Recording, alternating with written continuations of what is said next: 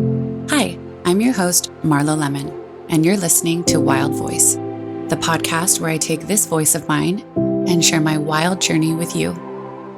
Being widowed at 34 with a 15-month-old, most would see as life ending, and instead, I alchemized it and put life back together, and it became more beautiful and fulfilling than I could have ever imagined.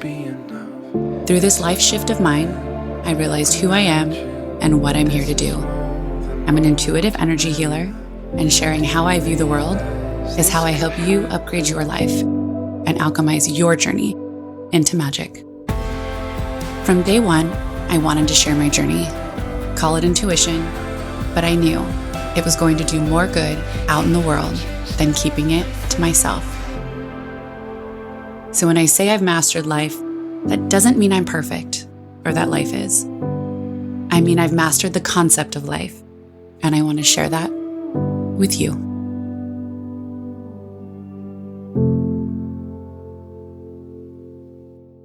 Hello, everyone. We are going to talk about my story today. I've decided to break this up into a few episodes, so let's just get right into it.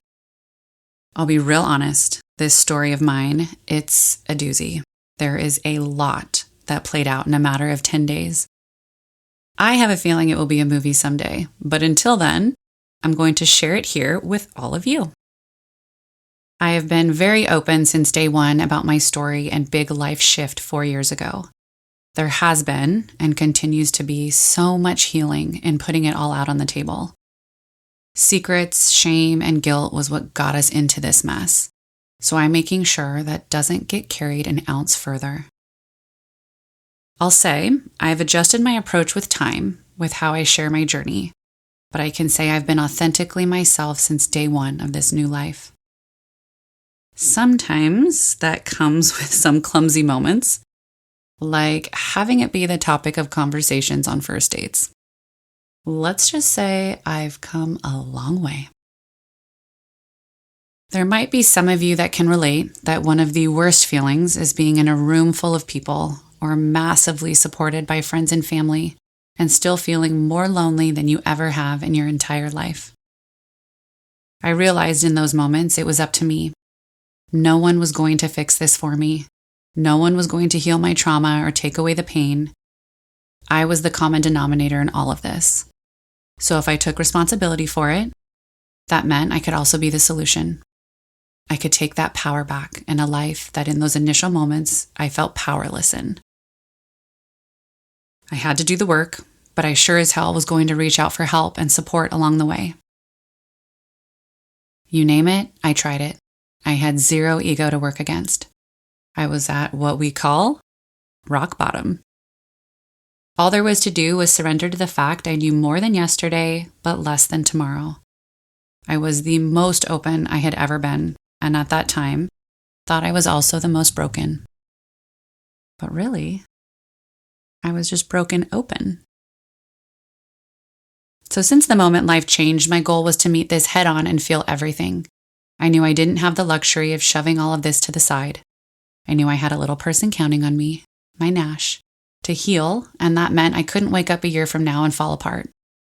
I needed to fall apart now and feel everything in the moment to make this process quick, efficient, and as complete as possible.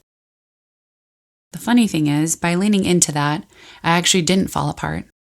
I had tough moments for sure, but there wasn't a time I wasn't able to function, take the next step, be present in the moment, or shift through it.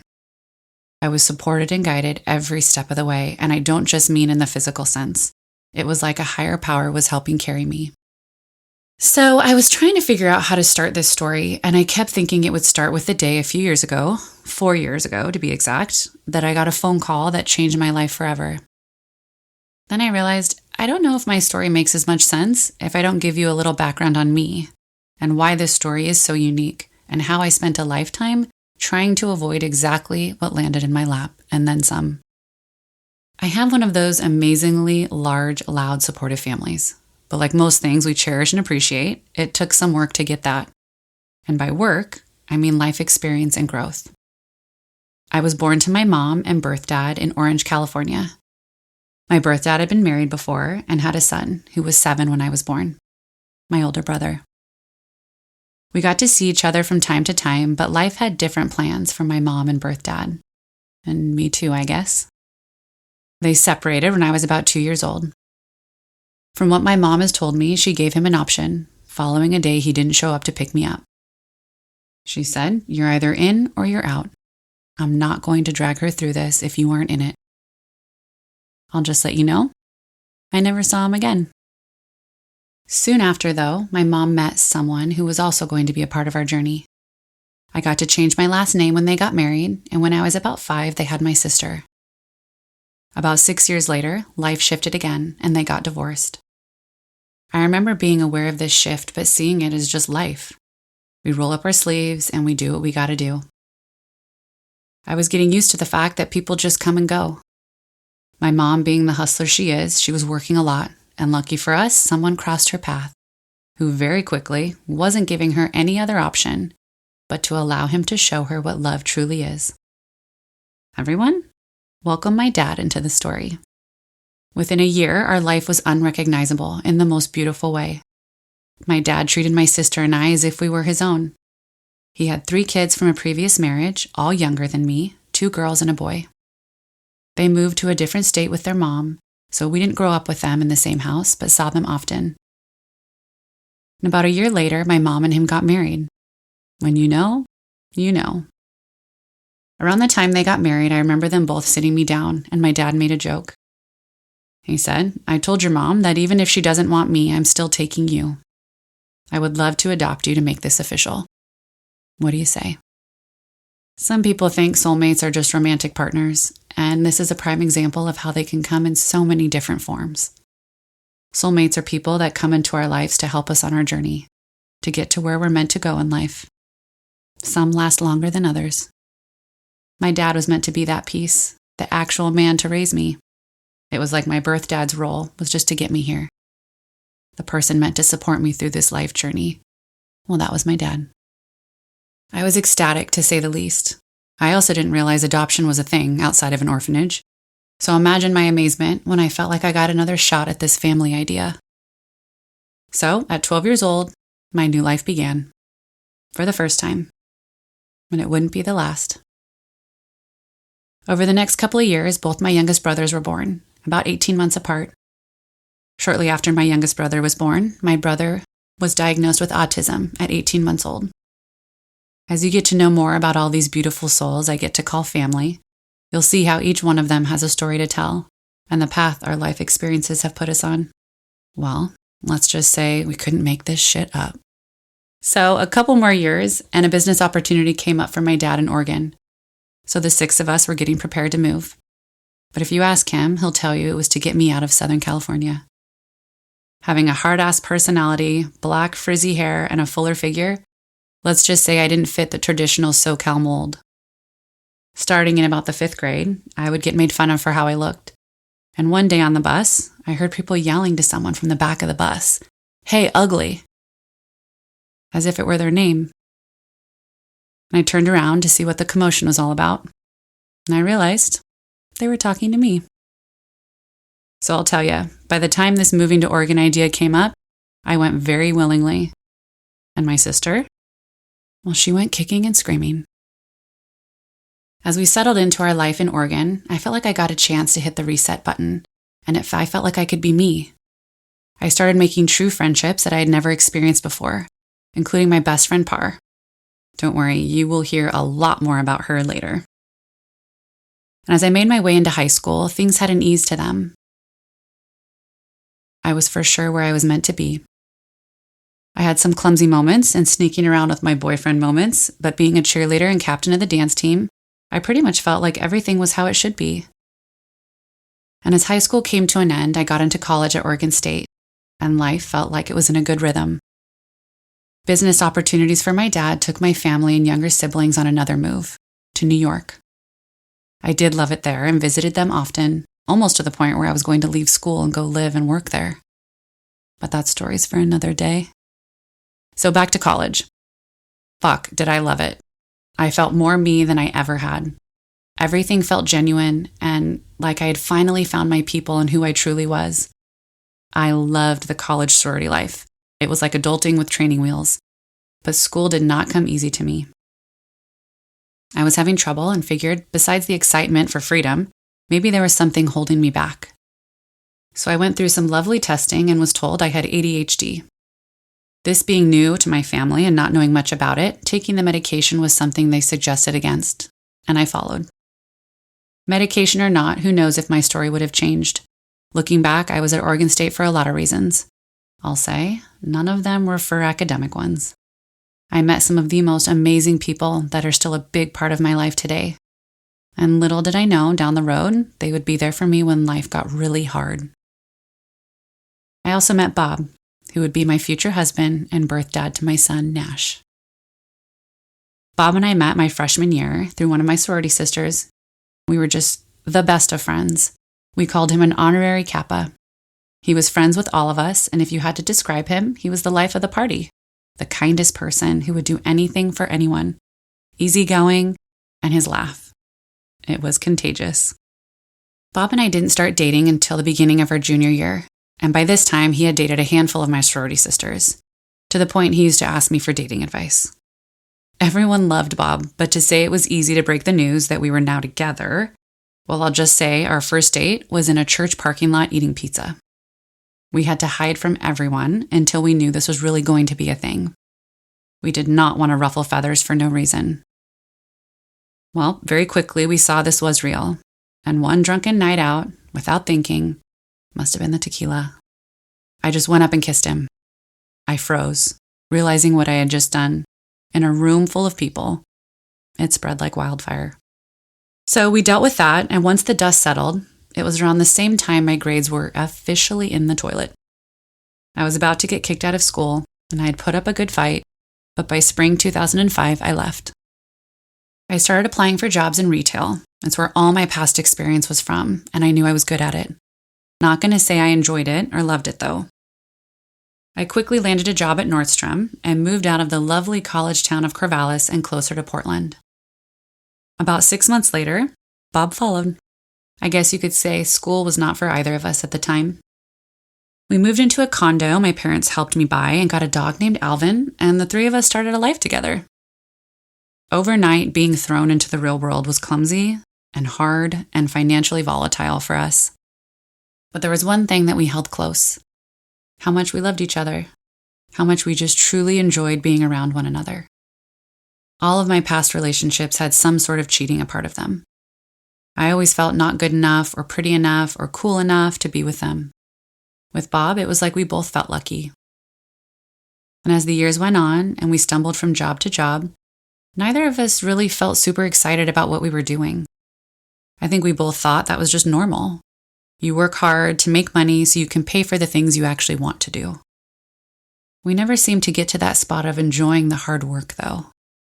With enough years of this, instead of growing and evolving together, we meshed into one.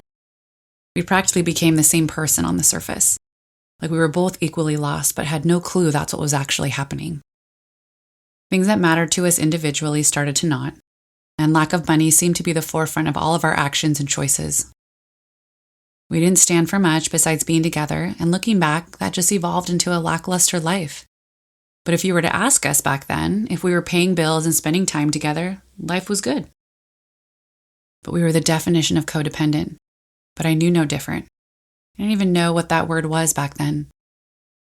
What I know now is that neither of us had real passion in how we were spending our days and the careers we were working towards. We were just surviving. Nothing that set us on fire. I can see that looking back now. In the moment, I wouldn't have articulated it like that, though. I would have said life was great, minus the stress of living paycheck to paycheck. Friends would joke that Bob was on a short leash, but that he liked it that way.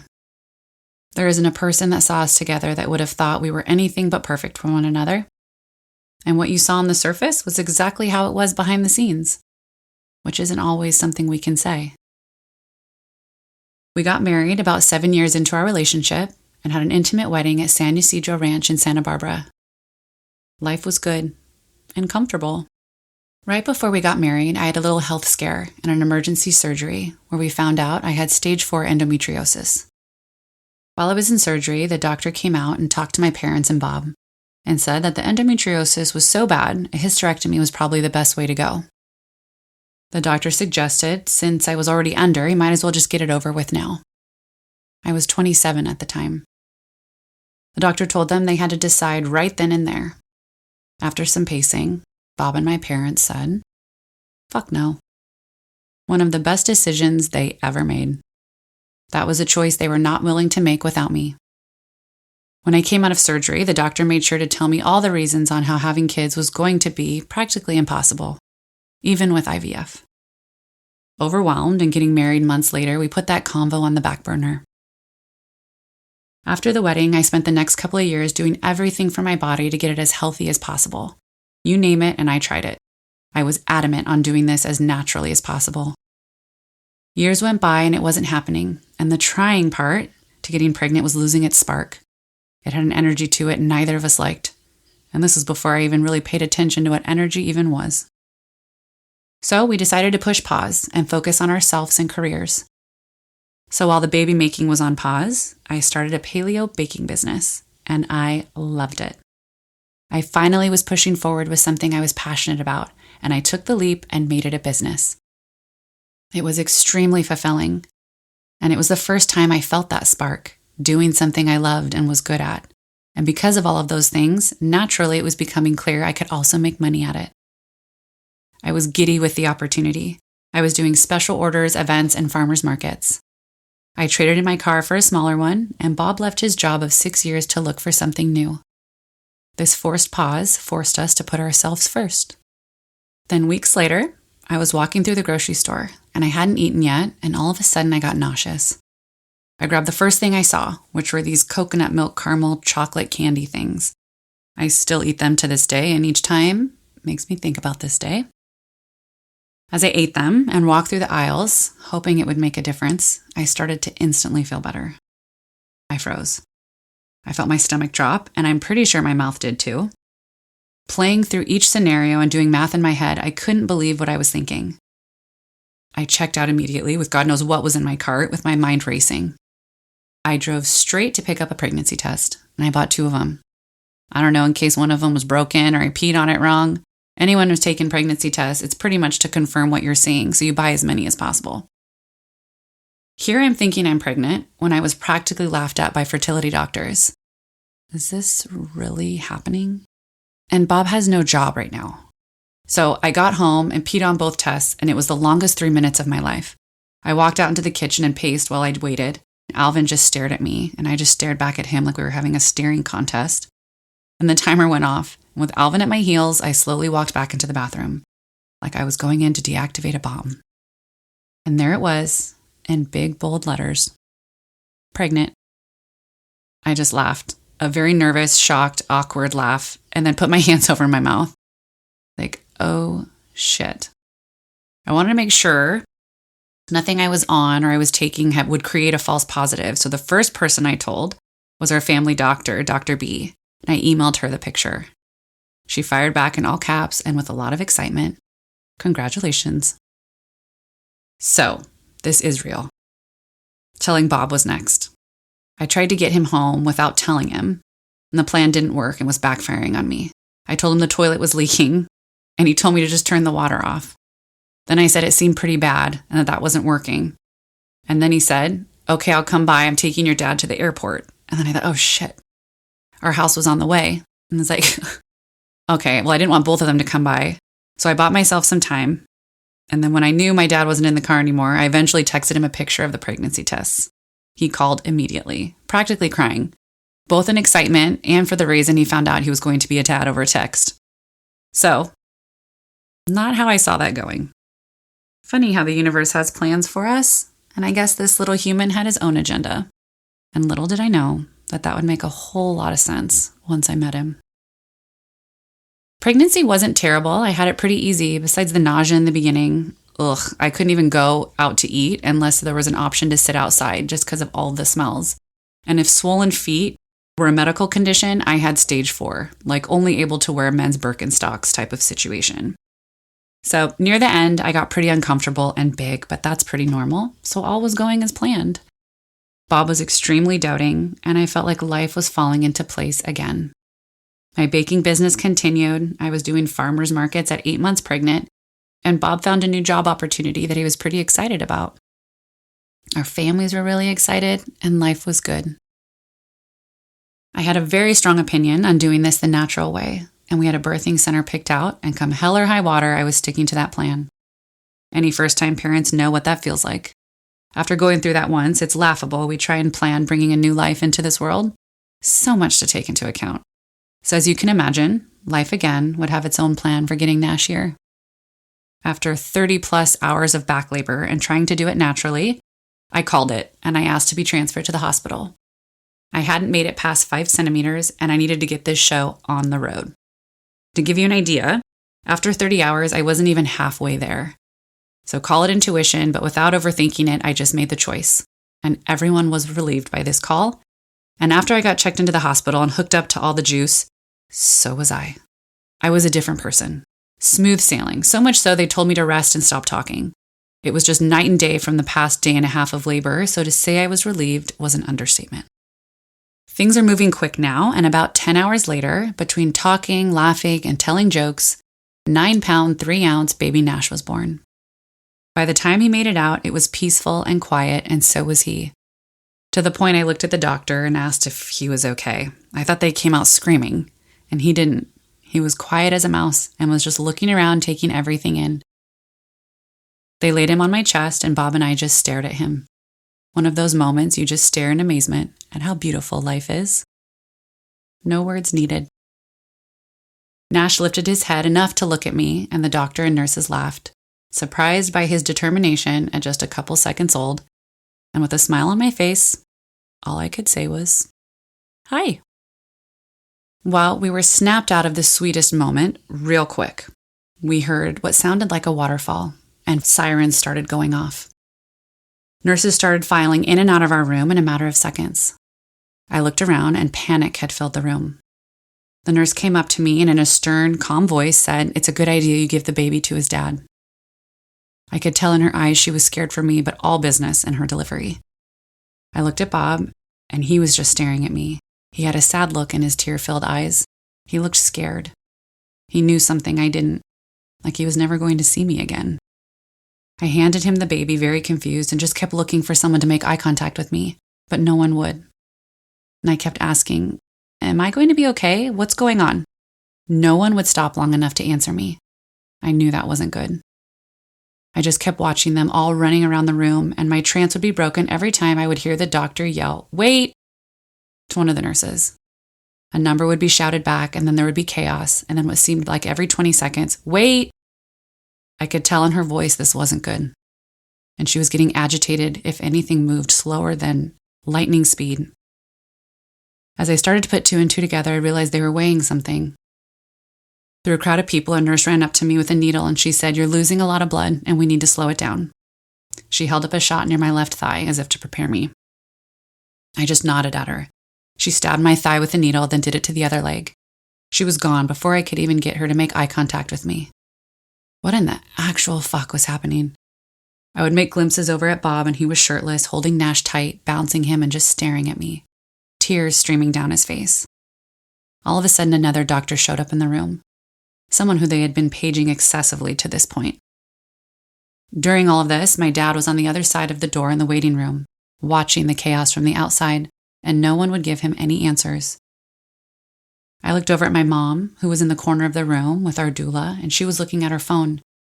I thought to myself, I must be fine if she's on her phone, right? While she was taking pictures and trying to update my dad on the other side of the door. Both doctors were now between my legs, and finally the energy of the room started to change.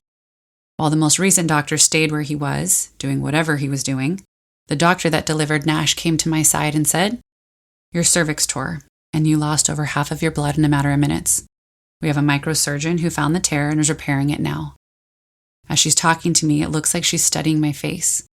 She turns over her shoulder to ask a nurse to check my eyes, like the longer she was looking at me, the more concerned she was getting. Everyone started looking at me like they'd seen a ghost. She excused herself to talk to a nurse in the corner, and at the same time, Bob came up to me with Nash, and our doula came to the side of my bed. I just looked at her and asked what happened. She told me the cervix was a main artery and I lost a lot of blood fast. She had sad eyes while she was talking to me. What I didn't know is about a year later, I'd get really used to seeing those. Like they all were just glad I was alive. After talking with a nurse in the corner of the room, the doctor came up closer to me again and the nurse handed her papers. She said, "I need you to sign these papers." My brain couldn't comprehend what was happening. I started to feel lightheaded. Did I just almost die? She told me, "I need to order you 2 blood transfusions as soon as possible, and since you're conscious, I need your approval. But I'll let you know there really isn't any other option." What in the actual fuck just happened? Feeling so out of control, everything was confusing, and I felt lost. All I wanted was a healthy baby, and what did all of this mean to now my ability to breastfeed him and even take care of him? They wouldn't let me hold Nash for the fear I wasn't strong enough and would drop him. Why did this need to be the start of this beautiful journey? The spiral of life started and wouldn't stop for quite some time. The first year with a new baby was hard, but when I look back, it wasn't just that. It was the crisis Bob and I were in individually and as a couple. Having a newborn was just the timeline it was unfolding on. I had this passion from the pit of my soul to do everything in my power to have Nash be as healthy and strong as possible. To me, that meant breastfeeding at all costs.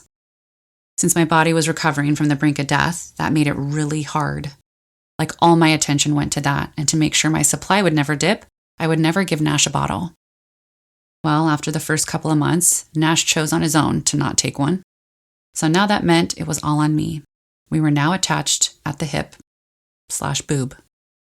Lactation consultants, serums, tinctures, certain types of foods, pumping in my sleep. Family would pick up donor milk from other nursing moms. And let me just tell you, it was Snowblast 2016, right when Nash was born. So things were the opposite of convenient. Eventually, we got into a routine, but sleeping was non-existent. Like, I'm not just exaggerating. Like, unless Nash fell asleep on me breastfeeding, sleep was not happening. The second I would put him down, he would wake up, so co-sleeping was a necessity, or having him just sleep on us. That first year, I think I got a total of 20 minutes of sleep. The sleep was so minimal, I think everyone around us was wondering how we were doing it. Since Bob wasn't the one breastfeeding and Nash wouldn't take a bottle, I was the one doing the round-the-clock wake-ups and changes and feedings. Bob went back to work, and it was like my days had no end. It was a continuous cycle. Cracks in my relationship with Bob started to become obvious. How was this possible? Things I never saw before. By the time we had Nash, we had been together for 12 years. I was blown away at the version of him I was getting, the version of myself that I was showing up as. I started to feel lost in my life with Bob, with who I was, what I wanted, and the financial stress was building. I started to attack myself and how I looked. I was so hard on myself, and I felt like besides being a mom, I stood for nothing. But somehow, I also felt like being a mom fit. It felt natural, putting something before myself. I didn't know what to expect as a new mom, but Nash and I just fit together. The more we fit, the less Bob and I did. Bob was the kindest man, yet for some reason, when Nash was sick at night or I had to wake him up to help me, it infuriated him. In the middle of the night with an infant, everything is dramatic and everyone is crying, and for some reason, all of a sudden, babies have Hulk strength. Like, what is up with that? So I would wake Bob up in the middle of the night to help me, and he would get so upset and visibly irritated. It was a side of Bob I had never seen in our 12 years together. I would feel like I was walking on eggshells, and to avoid the drama on top of drama, I would just do it myself. I'd have mornings I would let Bob know how I didn't appreciate how he acted in the middle of the night, and he would act like he was doing it in his sleep, like he couldn't control it. And the other thing weighing heavy on me was the fact that he acted completely uninterested in me physically. From the second I got pregnant, he acted like he couldn't see me as me anymore, or be attracted to me because I was a mom. And that hurt a lot. He told me he couldn't see me in a sexual way because I was always in mom mode. Like I needed to be less of that for him to want to be intimate with me. I started to feel guilty and became even harder on myself. Something that should be celebrated, I was being punished for. Bob was always known for being able to tie one on. That's how he was always the life of the party. Around this time, he also started drinking more after work. He would crush a bottle of wine like nobody's business. I, of course, loved to be social and party, but didn't enjoy alcohol like he did. And wine wasn't something I enjoyed the taste of. So he'd blame him finishing the bottle on me. If I would be more fun and let loose, then he'd have someone to share it with. I felt like the opposite of fun, so I started to believe him. Maybe if I was less of this version of me, none of this would be happening. Time went on and I felt scared for us, but we would have glimpses of what we once were, and I thought, okay, maybe it's just the lack of sleep. Friends always joked I was like some freak of nature, that I literally could thrive off of a few hours of sleep. So maybe this was even harder on Bob than I realized. But we felt off, we felt disconnected, and I couldn't stand it. I would bring up anything and everything to see if it would hit the jackpot and break through it. But nothing. I got tired of fighting for a relationship that didn't feel reciprocated. And then I felt sad with the thought that he probably was getting what he wanted. Me giving up the effort of being the fighter meant he didn't have to hear me complain. The healthiest relationships tend to have a balance of the fighter and the lover, and it normally ebbs and flows between the two, but both are always present. I was now coming to the table as both consistently, and I was getting tired. I'm not one to give up, to the point there might have been things I used to stay in for far too long. But I felt stuck, because I couldn't put my finger on it, and the mental and emotional exhaustion that creates can be overwhelming. So December snuck up on us, and we'd made it. Nash turned a year old. I started to wean him off of breastfeeding, so it was just the evenings, and we were starting to feel like life was getting manageable. I felt Nash could start to go to other people and needed less of me. And I started to want to take time for myself again, and working out was high on that list. I started asking Bob for more help so I could do that, and that was a big step for me. Asking for help was never my strong suit. That meant I was admitting I didn't know what I was doing. Oh, how I've learned it's actually quite the opposite. As I started to come out of the fog a bit, the nagging feeling I was missing something in our relationship was louder than ever. We had gone months without having sex or doing anything intimate with one another, and I was starting to panic. I knew this wasn't normal. Was Bob that turned off by me? How do I fix that? I was going to be a mom, so if that was part of the reason, what was there to do now? We were now in January, and after a frustrating day of feeling like Bob was checked out, I asked to talk to him. We called Nash No Nap Nash, but he had fallen asleep this day in the middle of the day, and not on one of us for the 1 to 2 times in his lifetime. So I took it as a chance to have a real conversation. We sat in our living room, and I could tell Bob wanted to be anywhere else besides sitting down having this conversation with me. I brought up my concerns with our sex life, and he just looked at me and told me the mom mode compiled with my lack of confidence was just where he was at. I asked what that meant for us, and he acted like it meant nothing. Like nothing was to change, it was just a fact. And I felt defeated. I told him I was going to stop asking about it. I was going to stop trying to repair this or come up with solutions, that it was on him now. There was a piece of me that wanted him to fight for it, to see the fight in him, so I could back off finally and create space for him to step up. He looked relieved when I said I was done fighting for our relationship. That hurt more than I thought it would. But life went back to normal. I didn't try and he didn't either. But we were still amazing together. We still had so much in common. We were best friends. We knew each other the best, or so I thought. And we parented well together. Although there was something about his decisions I never trusted with Nash. I felt so bad that I questioned everything he was doing. But things he would do and say and how it would turn out proved me right. Little things, but again, I couldn't put my finger on it. And he was annoyed with my helicopter parenting style, and it exhausted me, to be honest. I didn't want to be that way. Little did I know there was a reason I was picking up on all of this. And very soon that was going to become clear. Although not perfect, life as new parents started to feel a bit more manageable, and we felt like we were getting back into our real life. We couldn't afford much at the time besides the daily necessities, so when my parents said they were taking a spring break trip to Newport Beach, California, we jumped on their invitation for the 3 of us to go with them. My sister had also just gotten engaged in February, so we were going to be able to be there for their engagement party. It was going to be our first vacation as a little mini family, and Disneyland was a high priority on that list. To take Bob for the first time at 34 and Nash at 1 seemed like some of the sweetest memories we could create after a crazy year. It was the day before our trip, and I was doing the stay-at-home mom, about to leave for a week-long vacation hustle, which meant the house was in shambles as I chased Nash around, laundry galore, and packing hadn't even started yet. It was near the end of the workday for Bob, and he would normally call on his way home to check in, chat about the day, see if I needed anything from the store or what our dinner plan was and how he could help. I happened to be in the living room playing on the floor with Nash, and I heard my phone start to vibrate. Sitting up for a minute, I couldn't see it anywhere. So the buzzing stopped eventually, so not too worried about it, I figured it was probably Bob and that I would see him at home soon. I laid back down with Nash, and then I heard it start up again. My stomach dropped. The back-to-back phone call feeling. So I got up, and I started really looking for it, and at this point, it was continuously buzzing back-to-back now. And there was no pause. I was ripping the house apart, running from room to room, chasing the sound as I kept one eye on Nash, and the longer it took me to find the phone, the more panicked I was getting. Out of desperation, I tore the couch apart, and there it was. It had fallen between the couch cushions. I scrambled to grab it, and I grabbed it as I saw the last call had just ended. And I had 6 missed calls from Bob and a text. I opened the text to all caps. "Call me, it's an emergency." I felt like my world was ending, but I didn't know why.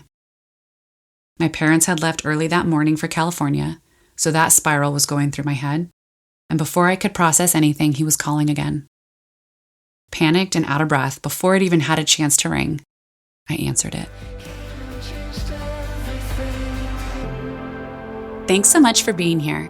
Please rate, like, share, and review so we can stay connected and continue this magical journey together.